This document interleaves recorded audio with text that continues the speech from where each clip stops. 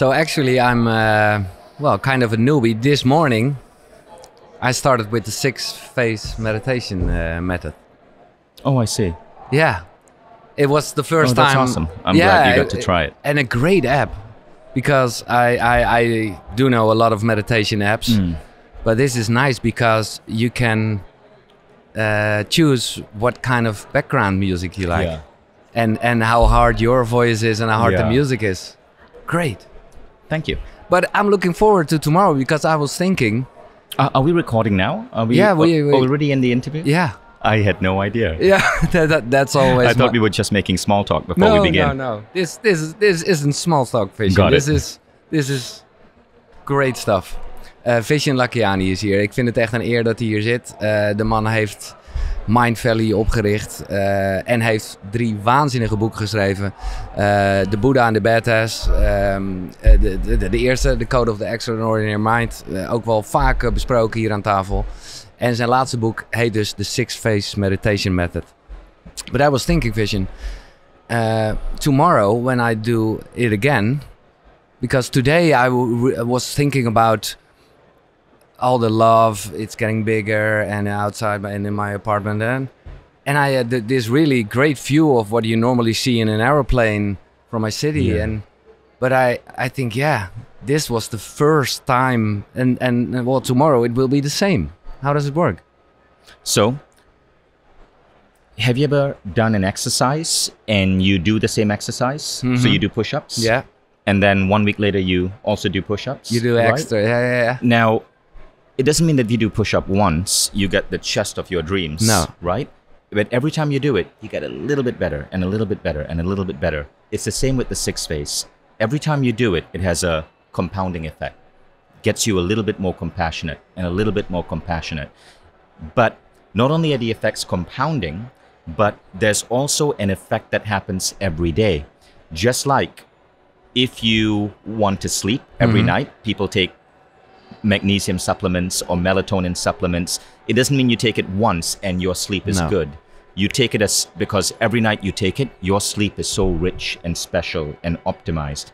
Same thing happens with the 6-phase. Every time you do it, that particular day becomes incredible. The 15 hours you spend on it, you probably get that back 4 or 5 times, because your mind is better, your focus is better, your feelings are better. The day feels more magical. And there's also a compounding effect. Over time, this magic becomes more and more and more stable, more permanent. But it doesn't mean you stop. No. We had an entrepreneur, his name is John Davey, and he started the biggest comedy club in the UK, Jongleurs. Very, very well-known entrepreneur. So John Davey told me he did the 6-phase for 100 days. And then his life was just feeling so good, he said he decided to stop. Yeah. And he said within a few weeks, his friends came to him and said, John, are you okay? Did you go off some medication? And he goes, why? And he goes, because you're scratchy again. You're fidgety again. And he realized that it is like a medication, but with no side effects. It is changing the way you're functioning in the world. But the question is, why do you have to do it every day? Because every single day, being human will push you. There are stressors, there is trauma, there are pressures of life, of work, of relationships, of pursuing your mission. And all of that will disruffle you. And so you got to get back in your state every single day. Yeah, of course, and it's great explaining, and I once had this story when I started meditation and my morning routine, that people were like, hey, wow, you're feeling so open, but this was why I asked the question, because this visualization was so virgin, and well, I'm worried a bit, but I will have to do it for the rest of my life, that I'm at a certain point I think, okay, here we go again. Right. But here's something that happens, okay? So firstly, you don't have to do it every day. After you start practicing, you can reduce it to once every 2 days, once every 3 days. And then a normal meditation on the other day. And then on another day you can do another meditation. And you can alternate. So I now do the 6-phase maybe once every other day. Right? It is still my favorite meditation. And I like to meditate every day, but if I don't do the 6-phase, I would do something else. I would experiment with something else. And I want you to do that. I don't believe in saying ours is the best. No. So I do the 6 phase on maybe a Monday, a Wednesday, a Friday. On a Tuesday, a Thursday, a Saturday, or Sunday, I may do something completely different. Yeah. Well, talking about that, let's start with this. What's your morning routine? So, Or I like to say ritual because it's more. so the most common one, of course, is I wake up, I do the 6 phase. But is there like an alarm? Yeah, I wake up with an alarm. Yeah, I always make sure I get 7.5 to 8 hours of Yeah. sleep. Sometimes if I wake up and I still feel sleepy, it's okay to hit the snooze button and get another 15 minutes. That's absolutely fine. I'm not strict Oh, about you're those using things. the snooze button. Yeah, of course. You don't have to like make sure that you're living life like you're some ninja warrior, No. right? Great. Like it's okay to occasionally hit a snooze button. It's okay to occasionally skip a beat. That's absolutely fine. So then what I typically do is I go down, I make myself a cup of coffee. I only take 1 cup of coffee a day, Regular black coffee? regular black coffee. I fast in the morning, so I will not have anything else except black No. coffee or sparkling water. I will not have anything else until maybe 1 or 2 p.m. So I try to do a 14-hour fast every single day. And then as I'm having my cup of coffee, I will either read or I will go on a Mindvalley program. So Mindvalley, our programs are 20 minutes a day, so I go 20 minutes deep. Right now I'm studying a program on transformational leadership by Monty Moran. He was the former CEO of the famous restaurant chain Chipotle, and he's teaching how to lead with love for your employees, love for your customers. So I'm studying his program on Mindvalley. It's really beautiful. And that's 20 minutes. And then I go into my work. Yeah. And my work, I run my entire company, believe it or not, on my mobile phone using WhatsApp. My company, they have their own tools, but everything is run on my mobile phone using WhatsApp because I have such an amazing team. Everything is taken care of. Yeah. I love that you call the telephone, you call it in the Buddha and the Badass, the portal of love. Right. And I liked it because for me it's like I have such a love and hate relationship with my phone, and you were calling it a good thing, but of course it's a bad machine as well. Well, how is it a bad machine? It's a bad machine. It's a bad machine if you use it for the wrong reasons. Yeah. Every time there's a new invention, there are detractors who say it's bad. Do you know when writing was invented? When writing was invented, philosophers said, oh, this is really bad because people are going to lose their memory. Yeah. If we are writing everything down, how are we ever going to train our brains to remember? Yeah. Because before writing, things were passed down from word of mouth. The same thing is with a cell phone. Of course, cell phone addiction to things like Facebook are bad. Stanford has studied that. It is bad. But if you're using, like in my case, I use my cell phone to stay in touch. My daughter messages me. Yeah. My So then friends it's from about across the connection. world message Yeah, me. yeah, When I yeah. wake up in the morning, the first thing I do, one of the first things I do with my cup of coffee is I check my WhatsApp messages, not for work, but for messages from friends and family. Yeah. And But that how do makes you me deal feel with so all good. the other distractions? Because maybe you want to see the charge, the news. Well, if you want to read the news, that's not bad. It depends on how you filter the news. Yeah. I like using Reddit, and I like looking. Reddit has a feature called Popular, and it's really uplifting news that goes up. It's always the uplifting news. I never watch regular news channels because they are designed Yeah. to hook you in through fear and stress. Okay, talking about the news, and this is a long time ago that I discussed this topic, but when I'm talking to you, I have to discuss because we're talking about, I hope, the past, talking about COVID-19 and the rules, and I was thinking about your Brule test. Does it limit people? Thinking about the what? Is the Brules, Yeah. the Brule test. Bullshit rules. The yeah. bullshit rules, yeah. Does it limit people? Is it the rational choice? Does it? I apologize, but because the music is so loud, Oh, okay. I'm not hearing Okay, you. sorry. So my question is, all the COVID-19 rules, restrictions, and then I was thinking about Right. your Brule test. Does it limit people? Yes. Is it a rational choice? I don't know. Does it serve my happiness? Absolutely not.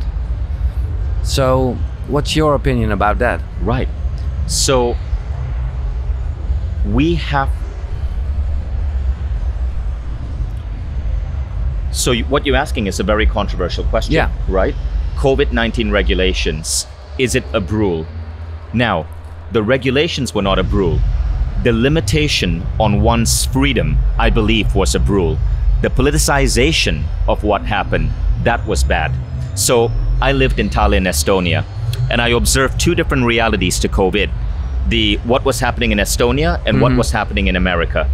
So in Estonia, we were, well, in America firstly, because my company is all around the world, everybody had to get vaccinated, right? If you didn't get vaccinated, if the employee was not vaccinated, they couldn't come to the office and the company would be fined. And people who had a legitimate fear against the vaccine, and that fear is legitimate, it's real, they felt very, very much treated unfairly. And it caused this political rift. And then people started saying, oh, the vaccine is dangerous and all of that stuff. And it divided society. In Estonia, here was the rule. And the Estonian model was so conscious and beautiful, I support it. I had no right as an employer to tell my people to get vaccinated. Everybody had a choice. And the government sends me a report saying 75% of your team is vaccinated. And so based on that, these are the rules we suggest for your office. But they don't tell you who. No. And I'm not allowed to ask. So 75% of my team was vaccinated, 25% was not vaccinated. Nobody is allowed to ask. It is a personal choice. No. And you live based on that personal choice. There is no anger, there's no hate. Everybody came to the office. We followed the safety rules. If you were not vaccinated, nobody knew. And it was okay. Yeah. We came together as human society first, not dividing ourselves. So that is how I wish the entire world had dealt with it. So actually you're saying it's quite a good thing. The rules in general were made up with a good vision, but how the politics came in. The system, yeah. Okay, well, like I said, I never thought I would bring this subject again, but talking about the Brühl test, I was thinking like, oh, this Right. is... okay, let's go back to... there's always a breakthrough. There's always a moment that, yeah, we were low on the ground. And there's this great, I don't know where I've got it, your biography, or actually the jobs you had started as, in what kind of commercial was it? You were you were like in a TV commercial? A TV commercial? No, not really. When you was 18, a TV commercial actor. Oh, yeah. What kind of TV commercial? It was a funny thing. I was in a commercial for my college. They were filming, it was students walking up the aisle in Cambridge or Oxford University to get a certificate. Yeah. And of course, they didn't have the budget to go to Cambridge or Oxford, so they filmed it in a church in Malaysia. Wow. And I was one of the students walking up the aisle. Nice. And I got paid in Malaysian ringgit. I got paid $2.50. But I got to be in a commercial. Yeah. Stage actor, dishwasher, web designer. Well, then a lot of online things. Business to business salesman. 25 phone sales, director of sales. And then, well, we're talking about you were like 26. And then 27, you already became meditation instructor. So when was like the moment you thought, okay, it's more than just work? When I saw the impact that meditation had on my life, I knew this was something I wanted to get out to people. I wasn't making much money, but I felt so grateful for the life I led because I was helping people. I was seeing people go through these amazing transformations as a result of going through this class that I was teaching. Yeah, and that was already the Jose Silva method. Yeah. So, but then therefore then was like the lowest point, I guess. The what was the lowest point? Well, therefore, before you went to this meditation course yourself. Yeah. So can you take us back to that moment, because I think it's really inspirational. So what happened was I was in Silicon Valley and I'd moved there at the worst possible timing. I moved there just a few months before the dot-com bubble burst. So I came to the Valley, no job. I was hoping to get a job. Yeah. And all of a sudden the bubble burst. And it was April 2001, I remember. 14,000 people were laid off that month. 14,000 people. There were parties called pink slip parties in Silicon Valley. A pink slip is what you get when the company has to fire you. Okay. You would go to these pink slip parties and people then- would just drink and network and, you know, just complain about how the situation was. And so at these parties, I could see that everything was so miserable and life felt very difficult. So the only job I could get, after a few months, things started calming down. And then the only job I could get was a job where I had to pick up the phone and call lawyers and sell them on technology. And if you did not close the sale, you did not get paid. Because there were so many people who didn't have jobs. The companies didn't even have to pay. No. And in America, there was no rules that say you have to pay a base salary. If you only get paid if you close the sale. You get $0 if you don't close the sale. And so the first 1 month, I think I only made $600. I only closed one sale. You made $600 a sale. And rent was about $1,500. So you can imagine if you don't make 4 sales, You don't have you can't pay rent. No. So they assigned me a mentor. His name was Rodrigo.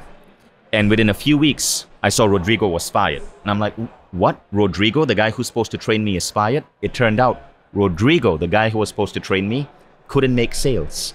And the boss caught him sleeping in the office. He would put a towel over his desk and he would wait for everyone to go home. And he'd been kicked out of his apartment because he couldn't pay rent. So he was working. So he was hiding and sleeping in a sleeping bag under his office. One day the boss showed up at 10 p.m. to collect some papers, heard some noises, thought it was a thief, and saw it was Rodrigo. Oh my God. He was fired. Yeah. This put so much fear in me. So I was under stress. I was wondering, would I be next? And somehow I got on Google and I started searching for hope. And I found this class on meditation. So I decided to take the class. And this was a Silva Method class. I'd already studied the Silva Method when I was a kid, but I'd never really gone deep. I decided, okay, now's the time to go deep. So I decided to take this class. And when I showed up, I was the only student. So the instructor gave me a lot of good focused attention. I had an amazing experience. I go back to work and immediately things start changing. So in this class, they taught you how to access altered states to tap into intuition, a knowingness that comes within. Now, this part of the story, some people have a hard time believing. So I'm not asking you to believe me. I'm just asking you, telling you what I experienced, okay? Whether you think it's real or not is your business. They teach you that you can listen to your instinct, your gut, your hunch, your intuition, and make better decisions. And so I thought, okay, so back then, this was 2000, now it was 2002. To call the lawyers, we would check out the yellow pages for the city. So my city was San Antonio. I get the San Antonio yellow pages, then I call every lawyer from A to Z. Rather than do it that way, I would meditate, go within, and then run my finger down the yellow pages and sense who to call. And sometimes I would feel a very strong yes, and I would only call those lawyers. And in 1 week, my sales doubled. In 1 week. Then I applied a different technique, visualizing the call ending in a sale. Again, my sales doubled. Then I applied a different technique, a compassion technique, where you ask that the sale happens if it is in the best interest for everyone concerned. Again, my sales doubled. In 4 months, I was promoted 3 times. And at 26, they made me director of sales. And the next thing you know, I was the top performing guy in the company. But you thought, hey, with this information, with this... I can go further. Exactly. So I started going further and further and further. Then I became VP of Business Development because I could hold 2 jobs at the same time. I was getting double salary. And then the company sent me out to New York to open up its New York office as a vice president. I was only 26 and my life had completely changed. So I stayed with the company for 18 months and then I'm thinking, why do I just want to limit this? Yeah. I want to share this with the world. And so I couldn't get over the fact that this lesson was so powerful, but when I showed up for the class, I was the only student. Yeah. Why? They didn't know how to market. No. And so I thought, well, why don't I become an instructor and I will market this? And that I created a website called Mind Valley for people to sign up for my meditation classes. Yeah. And that eventually grew and grew and grew and became the Mind Valley that is today. Yeah.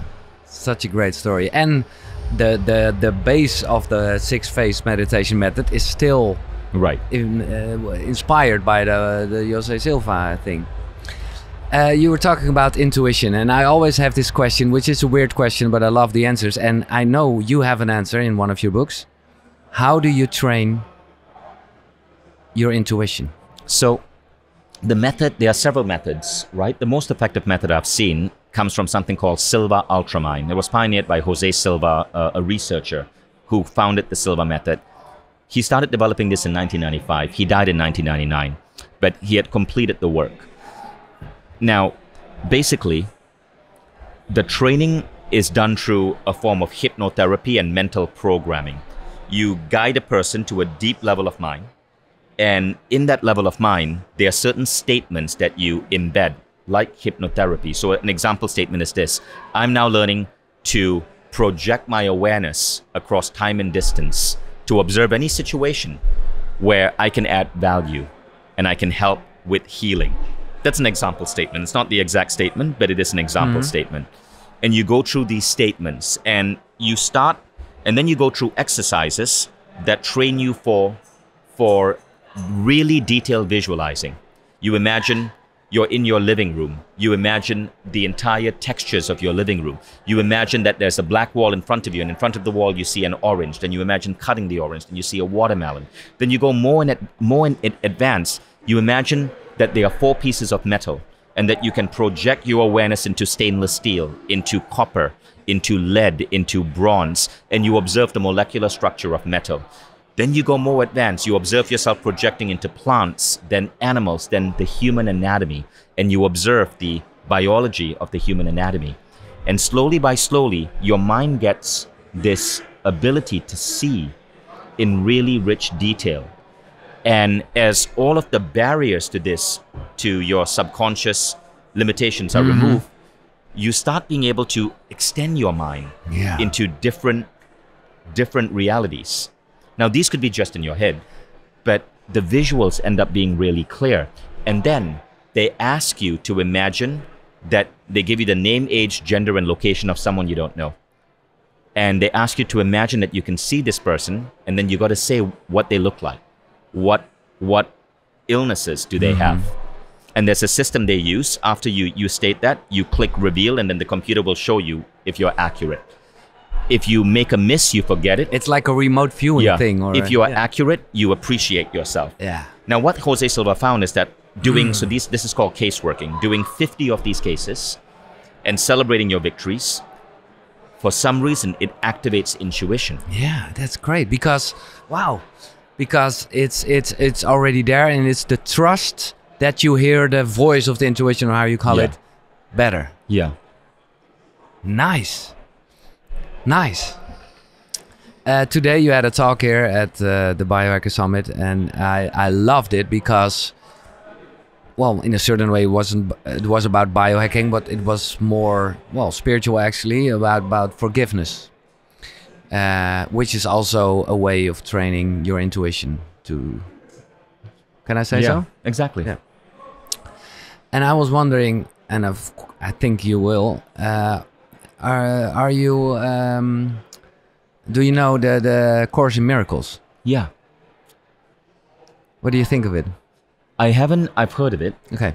I haven't actually gone through A Course in Miracles, but I've heard incredible things about it. Well, the thing is, it's more like a religious kind of thing, but it's all about forgiveness. The whole, it's all about, that's so, and that's the whole point with your meditation and with the talk I heard this morning. You make it from nowadays. That's the success of Mind Valley, don't you think? Right. Yeah. I do. I try to take these spiritual ideas and we apply them to life. So think about what I was saying about my morning routine. I said that the course I'm studying right now is by this former CEO of Chipotle, Monty Moran, and it's about transformational leadership. It's about leading with love. That's a spiritual practice. But here you're learning it from a CEO who's built a multi-billion-dollar company, and you're learning it as a practical tool to bring into your business. And so that's what we do. Yeah. We unite the Buddha and the badass, Yeah. the spiritual practices, but also the badass practices of building companies, of changing the world, of creating products. And when you can unify both, you can do amazing things. Think about Steve Jobs. Yeah. Steve Jobs was a Buddha badass. He was a spiritual, a massive student of spirituality. He spoke about intuition. He said, always listen to your heart and intuition. They somehow already know who you want to become. Yeah. His favorite book, and the only book he had on his iPad when he died, was Paramahansa Yogananda's Autobiography of a Yogi. Yeah.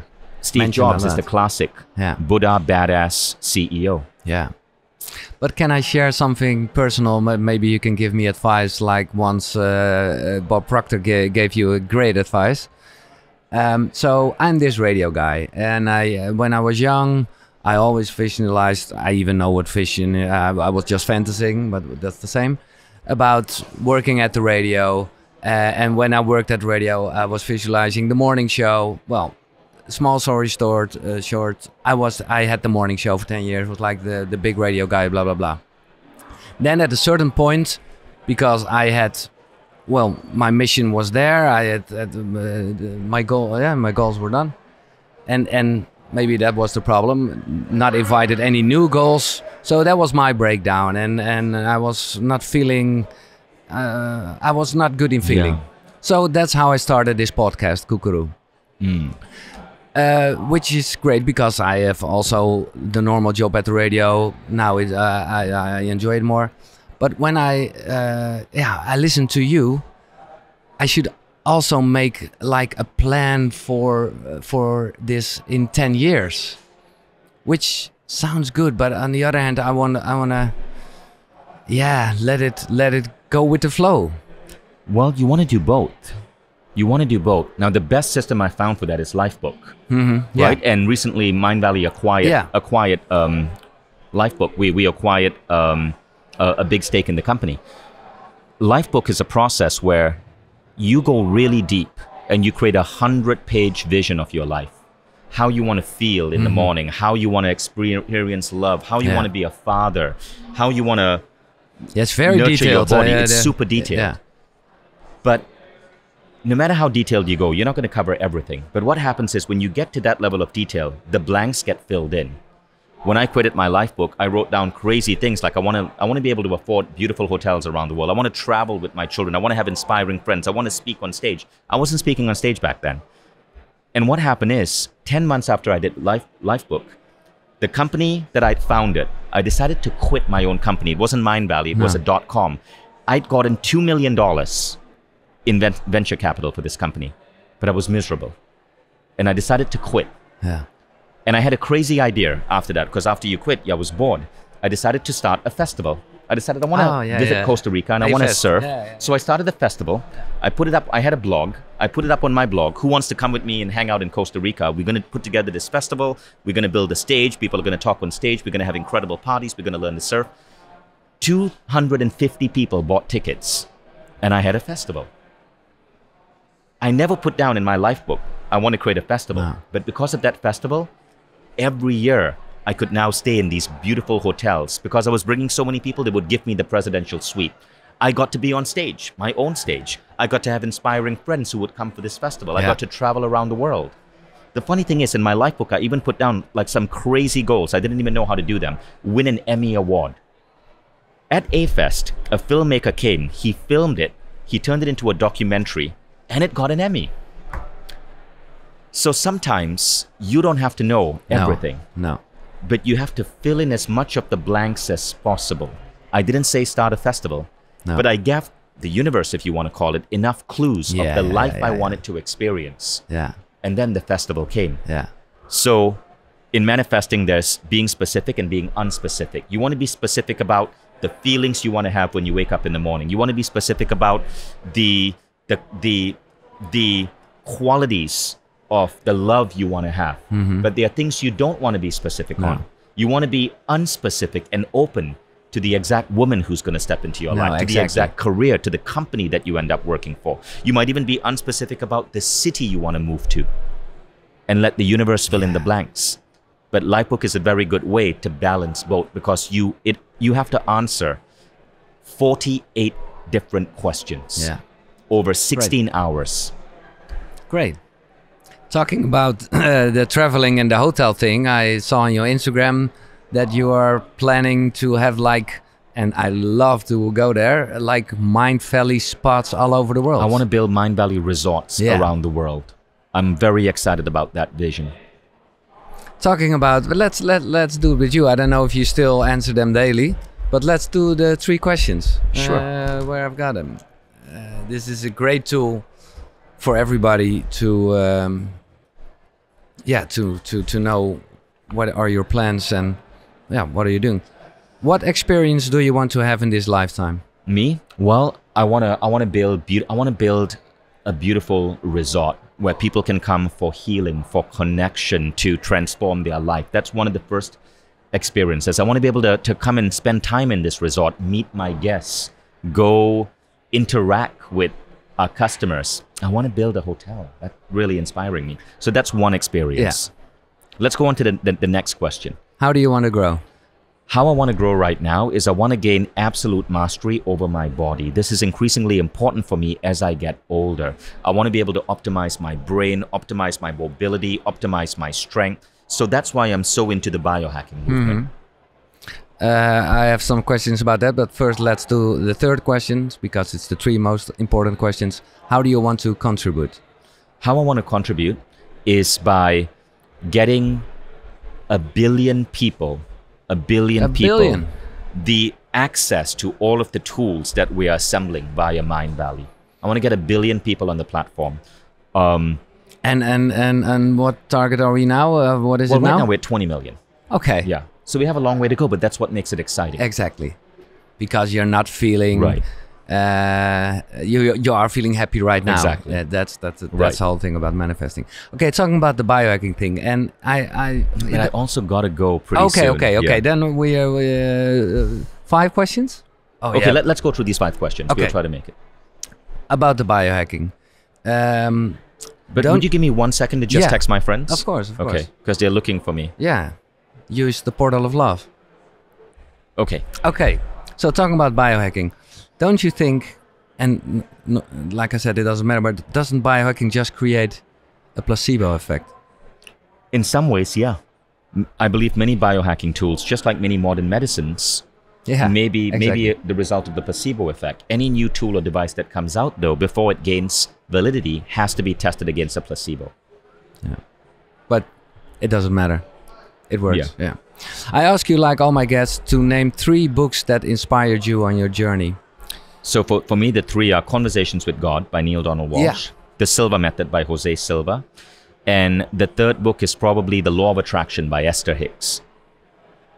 Classics. Why Talking with God? Conversation with God? Conversations with God help pull me away from a religious understanding of spirituality. And do you still remember when in your life you read that book? 1998. Okay. Yeah, it was an amazing... I was a college kid. It was an amazing book that changed my life. Okay. So, I don't know how, of course, a bit through your books, how you grew up, but yeah, are you a religious? I was religious growing up because I grew up in a Hindu family. Yeah, exactly. Today, I believe staying blindly adherent to just one religion and assuming that it is the only truth can be detrimental to your life. Religion at its extreme form can turn to some of the most awful repressions of freedom and forces of sadness and pain in the world. Look at what's happening in Iran, right?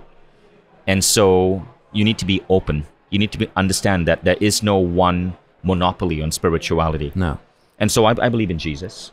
So I find the teachings of Christ to be probably the ones that I most resonate with. But I'm open to all religions. I also believe in the teachings of Buddha. There are stories in the Bhagavad Gita that resonate with me. I want to study the Kabbalah. Oh yeah, I would love to. And there are principles of Islam that I find beautiful. We need to be open to all the great spiritual truths of the world. Yeah. I want to talk about Kensho and Satomi. Can you explain it a bit for our listeners? Kensho is growth through pain. Satori is growth through insight. Our souls will force us to grow. If you have a insight practice like meditation, attending conferences, reading, you will grow through insight. But if you don't, your soul will kick your ass by causing pain to lead you to grow. The pain may be a breakup, it may be a business failure, it may be a health issue, but it'll lead to growth.